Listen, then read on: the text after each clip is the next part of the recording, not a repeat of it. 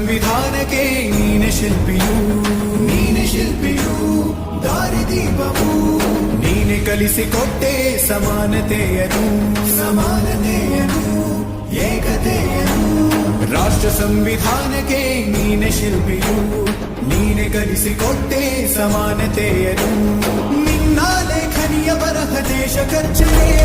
ಒಂದು ಮಾತು ಕೂಡ ಭೀಮ ಗರ್ಜನೆ ನಾಯಕ ನೀನು ಭೀಮರ ಮಹಾನ